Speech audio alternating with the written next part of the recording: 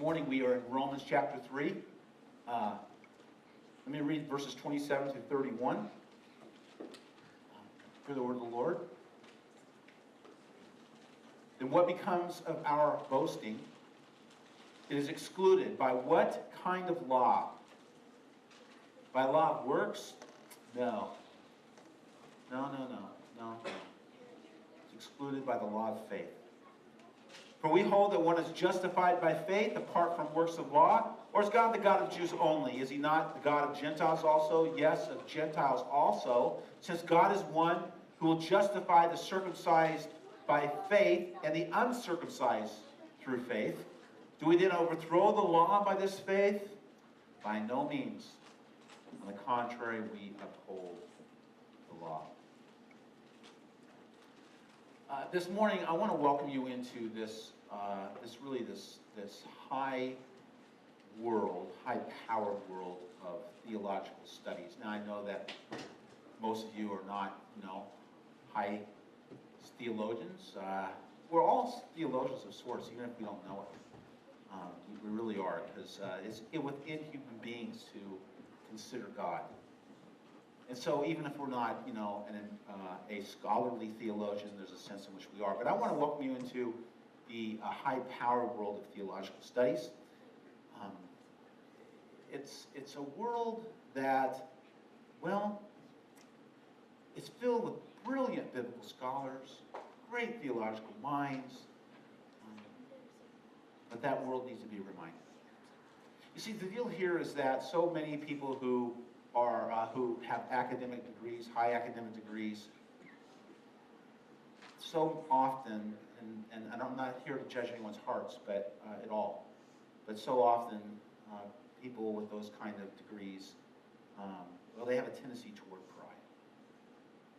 Knowledge kind of gives birth to pride, right? When you know a lot, you become proud in that field. And so it's an odd thing to know a lot about the Bible, to know the biblical languages, to know the various theological scholars of our age, and not be a little bit proud. And this is something that happens.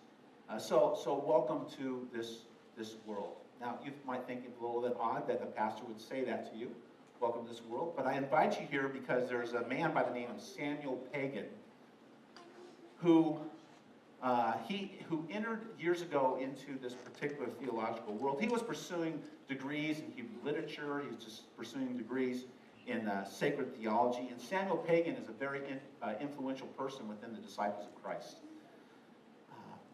A very, very intelligent man. And years ago, Samuel Pagan sat before a doctrinal committee. And, he was actually, being examined to see whether he would be able to earn his PhD. And the question was posed to Mr. Pagan. Mr. Pagan, please tell us who is the most important theological thinker, the person who influenced your life and your thinking. Well, you would think that it would take a while to come up with that one, right? What do you think? Would it be Rudolf Bultmann? Karl Barth? The big names of 20th century theology, something like that? Hard to know what he was going to say. Would he refer to a thinker from long ago? Maybe a St. Augustine? Maybe a Martin Luther? Maybe a John Wesley? Would he do that? If he did that, maybe the committee would think that he's not really up on current trends. But if he mentions someone from the 20th century, maybe they think that he wasn't grounded well enough. Who do you think that he would say? And his answer actually came very quickly. He said, Jacinta Diaz. The committee kind of like, what? Jacinta Diaz? She's not on any list. We've never studied Jacinta Diaz. Who's that? Jacinta Diaz, he said. And then he proceeded to tell this story. Fellow scholars, Jacinta Diaz was a member of my congregation in rural Puerto Rico. She was not an outspoken leader in the church. She was not an office holder in the church. She wasn't a public figure. She was known, however, to be a great person of faith. In fact, even people outside the church knew of her. They knew of her as a person of faith, so much so that when someone wanted someone to pray for them, they didn't go to the pastor of the church. They usually went to Jacinta Diaz. Her son, though, was not in the church. He was not of the church. He was someone still that was deeply loved by Jacinta, by his mother. And one night, while taking it easy at a bar in Puerto Rico, half-mile away from his home. Well, you know how it is sometimes when people drink and they get angry. All kinds of words flared, threats came, fighting got out of control. Before you know it, her son lay dead on that floor of the bar. Now, in that small town in Puerto Rico, the tragedy quickly spread. People heard about it. Jacinta and her friends heard about it fairly quickly, and there she was at home, surrounded by her friends, but pouring out her anguish and her grief. The bar was in turmoil, of course. The body of her young son lay on the floor, and the young man who killed Jacinta's son was in crisis. He was in remorse. He felt bad for what he did, for his impulsive, violent behavior, and he cried out, "What have I done? What have I done?" He talked of taking his own life. In despair, he cried out, "Please, please, please go run and find Jacinta Diaz so that I can have someone to pray with me." He didn't know that this was the son of Jacinta Diaz. Word soon came to Jacinta's house about this man's pleas, about him wanting to have Jacinta to come and pray for him. And of course, in the home, someone said, "This man must be crazy. He killed your own son." And so Jacinta got up from her chair and walked out that door. She walked down that half-mile road to the bar. She came into the bar, put her hands upon this man who killed her son, and began to pray. Began to offer mercy. That, my friends, is who I learned theology from. Now, that may sound crazy to you, but it's a true story. A true story about the power of God who can do the impossible in our lives. Some of you are moving more and more and more into understanding the scriptures, into developing a theology where God is love, that God is holy love. And let me tell you right now, this is where God is taking you and me. To be able to do the impossible. What's the direction of the Christian life? That's the direction of the Christian life. To do that which is not possible to do in human terms.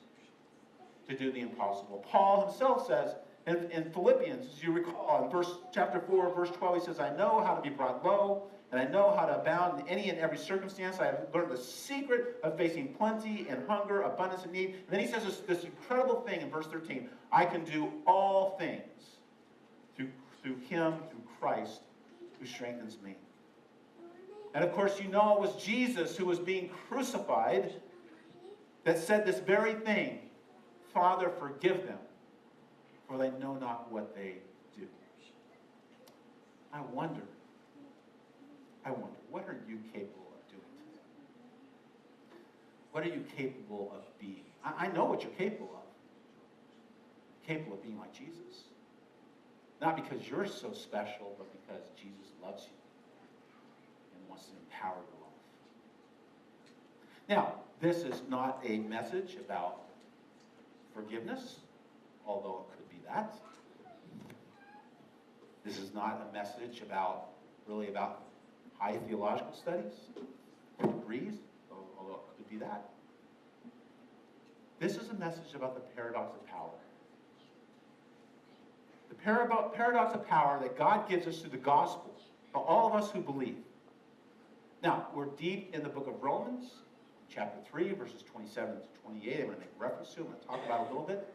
Paul's been talking about the manifestation of the righteousness of God. He's talking about his goodness. Paul also earlier says that humanity is unrighteous. If we go back to verse 18 in chapter 1, where Paul begins his argument, it reads this way: "For the wrath of God is revealed from heaven against all ungodliness and unrighteousness of men." I want you to notice the word unrighteousness, because Paul will talk about righteousness later, toward the end of this first argument. He's revealed his wrath from heaven against all ungodliness and unrighteousness of men, who by their unrighteousness suppress the truth. And I can't take time to talk about that in detail. And by the way, I've already done this because I've been in Romans for a long time. But just notice this one thing: God hates sin. He hates sin. Notice he doesn't say that God has revealed his wrath against men, against humanity directly. He said that, look, it's a wrath that's being revealed against sin of humanity. God hates sin, but not the person, right? Sin is something that God hates because God knows that sin separates us. When you and I get involved in sin, it doesn't just separate us from God, it separates us from one another. It breaks relationships. That's why I always say there's really no private sin, because if you sin privately, you're breaking a relationship, not only with God, but with a Christian friend, a Christian neighbor. Now, that's one effect of sin, is separation, but there's another effect of sin, and that is pride. Pride leads to sin, but sin leads to pride. We turn in on ourselves, you see, because of sin. And so in the middle of Paul's argument here, Paul makes this statement. A very interesting thing that he says this. In verse 17 of chapter 2, he goes into this. He goes into Jewish pride. And he says, "But if you call yourself a Jew and rely on the law and boast in God and know his will and approve what is excellent, because you're instructed from the law." In other words, if you are really proud about the things that you know, and if you are sure yourself, or that you are a guide to the blind, a light to those who are in darkness, an instructor of the foolish, a teacher of children, having in the law the embodiment of knowledge and truth. Oh, if you're so special, you then to teach others. Do not teach yourselves. See? And now, if you think about this for a moment, Jews were proud of their moral superiority. They considered themselves better than the rest of the world because they were morally superior. Paul's attacking this, saying, you are proud people. Romans, on the other hand, prided themselves on something else. They didn't worry so much about morality, but they prided themselves on something else, which I'll get to a little bit later in the message. But here's the thing. Grace accessed by faith leads to the truth that humbles all people. Whether you're a Roman, whether you're a Jew, whether you're a slave, whether you're free, whether you're male, female, whether you're young or old, all people are humbled by God's grace. Grace changes a person's heart, changes a person's thinking. It's the power of God. It's the paradox that God has given to the church. So Paul says, when he comes to verse 27 of chapter 3, he says, after talking about human beings' unrighteousness and pride, and then God's righteousness being manifested, Paul says this: then what becomes of our boasting? We'll put it this way: what becomes of our pride? What becomes of our boasting? It is excluded. By what kind of law? What kind of law? By the law of works? No. By the law of faith. For we hold that one is justified, kaiustai, by faith apart from the works of law. So the question becomes, what is this law of faith? And here it is. You don't hear anything else today. Hear this, so at least you know this. The law of faith is that which rests upon grace. Paradoxically, it's God's grace in you and me that leads us into an incredible power of living, like Jacinta Diaz. See, Jacinta Diaz could not possibly live this way if it hadn't been for God's grace in her life. You can't accomplish this either. You can't become to maturity if it is not for God's grace. It's only through God's grace that you can become the kind of person that God wants you to be. Paul says in verse 28, for we hold that one is justified, dikaioustai, by faith apart from works of law. What is dikaioustai? It's that same word that we've gone over again and again that pertains to righteousness. It's another word for righteous. Now, it's not about forensic righteousness so much. It's not about really, the word here in the English is justification or being justified. That's okay. But we can miss the point that it's more than simply being declared not guilty. To be made righteous is to be empowered to live by God's grace. You see? We should feel free to live for ourselves, but in reality, there's this paradox where we begin to live for God and do the things of God. We become truly righteous. And that's what Paul wants us to grasp. The paradox of power in the person of Jesus Christ who comes to us. So, I was thinking about this message. I thought, how could I help the people grasp what was in the minds of those first century Christians? What is it that would really illustrate to them what it means to live by the power of God? This paradoxical power. The Lord led me to John 19. That it would do us well to walk through the crucifixion narrative. Not necessarily all of it, but a big portion of it. So we begin to think of a way that those first century Christians thought when they considered how different they really were from the world. So John tells us in John 19, beginning with verse 1, then Pilate took Jesus and flogged him. And the soldiers twisted together a crown of thorns and put it on his head and arrayed him in a purple robe. And stop and think about that for a moment. It wasn't a red robe. It wasn't a blue robe. It wasn't an orange robe. It was a purple robe. It's important. They came up to him saying, "Hail, King of the Jews!" They struck him with their hands. Purple, of course, is the color of royalty. It has nothing to do with the Huskies, of course. But it's the color of royalty, right? And so John tells us that the soldiers came up to him saying, "Hail, King of the Jews!" Why? They put him in a purple robe. He was king. They struck him with their hands. You see, the question that John wants us to think about that moment is who was in charge? Who really was in charge? Now, as Christians we always say, well, Jesus was in charge, of course. He was really in charge. But if you had been there in that moment and seen Jesus mocked this way, put in a purple robe, people striking him with their hands, and I asked you who was in charge, you would have said the Romans are in charge right now. At least at this moment, the Romans are in charge. You see, you remember what I said about the Jews? They thought it was really important that they were morally superior, and they had this pride, right? They boasted in their moral superiority. The Romans boasted in their superiority to rule. They really believed this. They believed that the gods had ordained the Romans to rule the world. They fully believed that. And they believed that they had an obligation to rule and a responsibility to rule and a right to rule.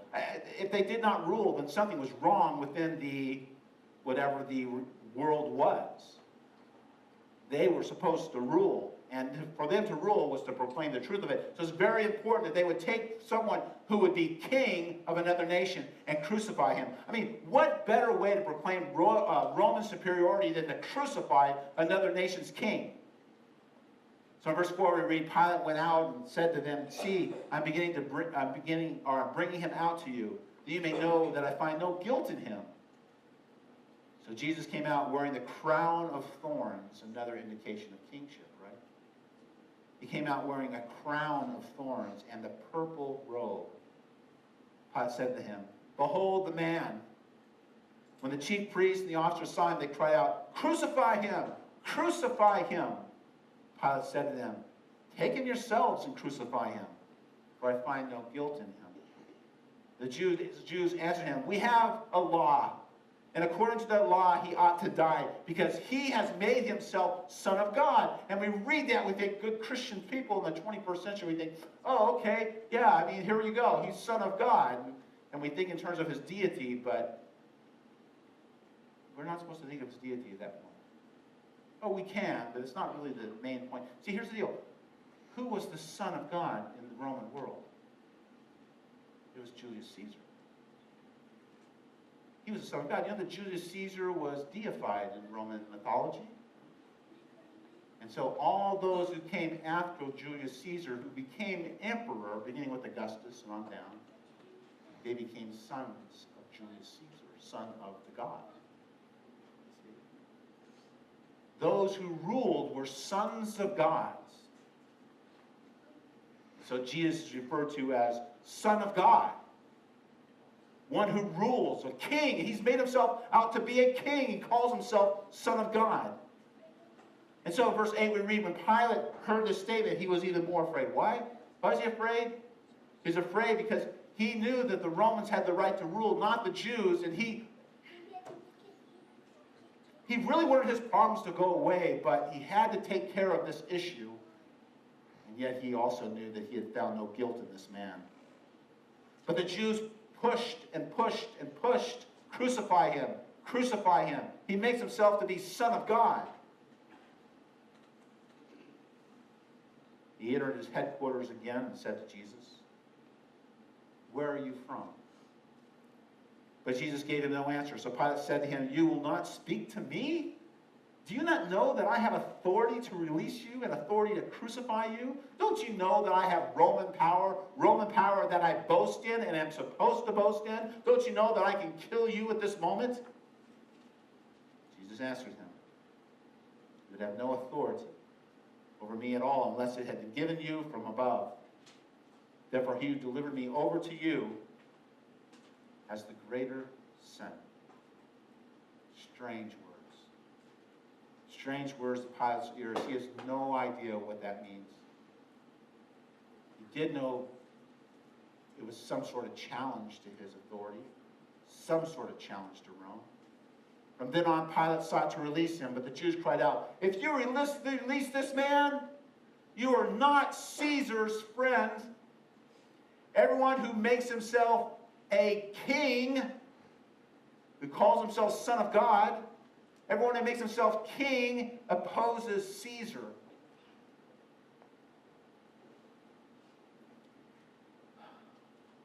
The Jews had an agenda, didn't they?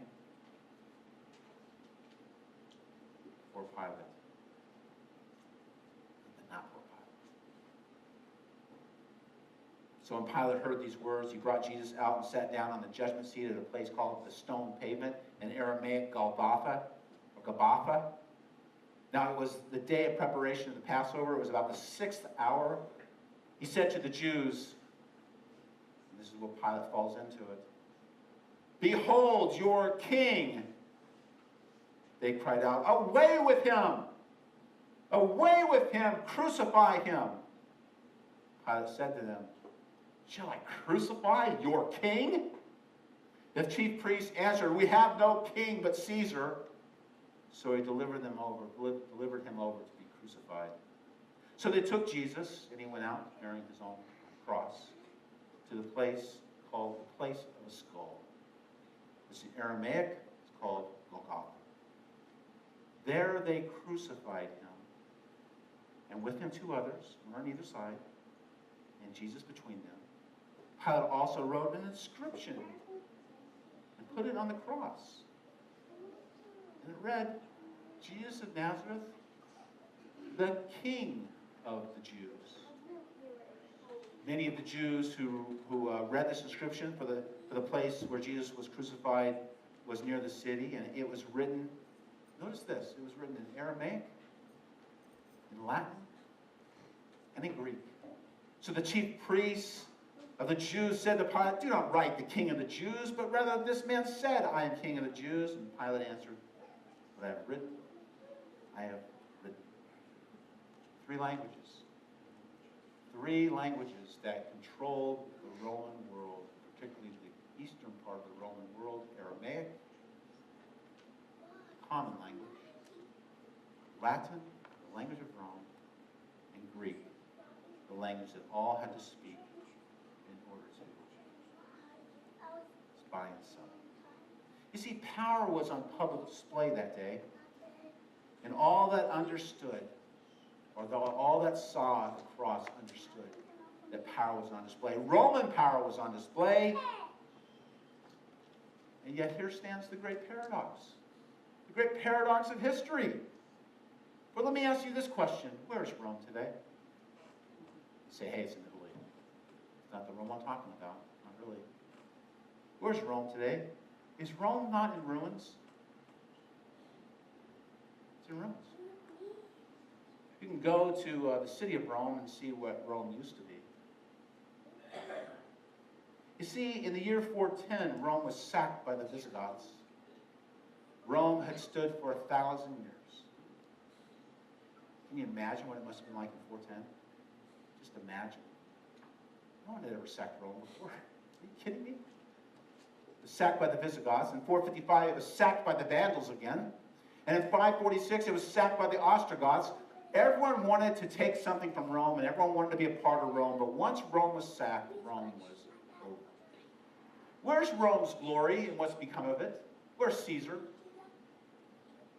Are not those who crucified Jesus Christ going to receive their punishment for crucifying him? They probably will. And here's the thing. Consider this an advertisement for the class of Revelation. September 6th. Don't forget it. Thursday night at 6:30. Right? Revelation gives us perspective on this, doesn't it? Look at what we find in the book of Revelation.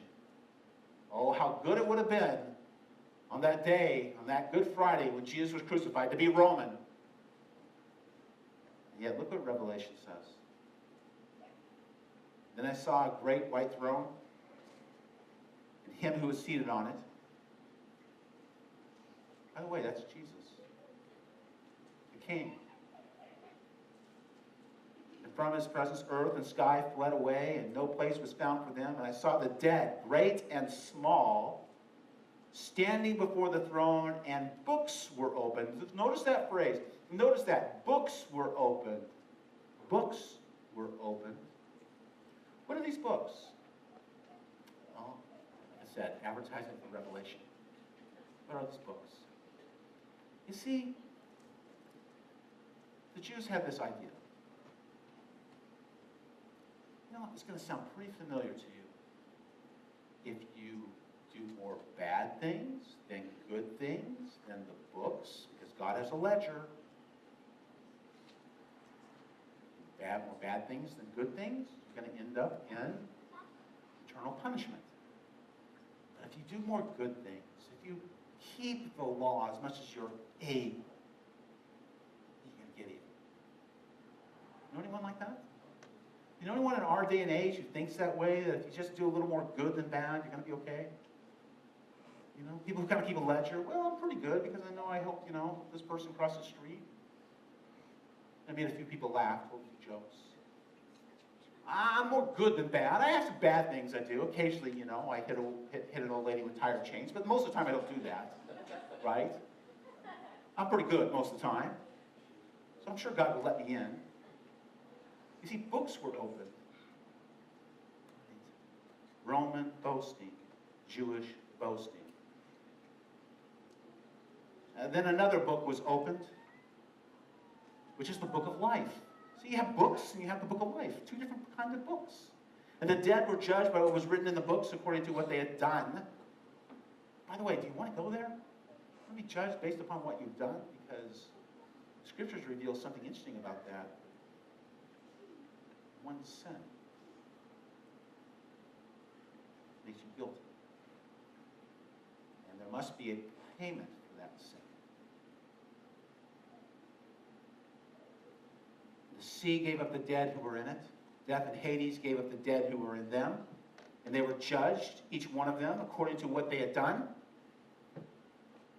That's John's way of saying that all people will be judged by their sin if they want to be judged by the books. Verse 14, then death and Hades were thrown into the lake of fire. You don't want to be there, friends. This is the second death. There's a first death in Revelation. Now there's a second death. the lake of fire. If anyone's name was not written in the books, no. If anyone's name was not written in the book of life, you see, he was thrown into the lake of fire. See, here's the paradox. The ones who look good, the ones who, kind of have their act together, the one who we think should be in, not the ones who get in. You know who gets in? The Jacinta Diaz is of the world. I can tell you right now that she was not the most beautiful, impressive, powerful, rich, wealthy person on that island. She was a humble person. She was the one who knew how to pray. The one who really shouldn't get in, right? I mean, not really, because let's face it, it's the people who really look the part, who we can tell are really the rich and the powerful. They should get in, but no, the ones who humble themselves and see the truth. It may not even look good. In fact, they might even create a disturbance in the church on a Sunday morning. It might even do that. And yet God says, you're in the book of life because you trusted me. You trusted me. Are you ready to be trusted? Are you ready to trust? Are you ready to trust? Welcome to paradise. Let's pray. Father in heaven, we love you.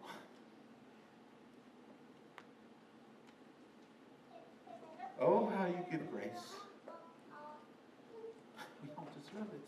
That's what grace is.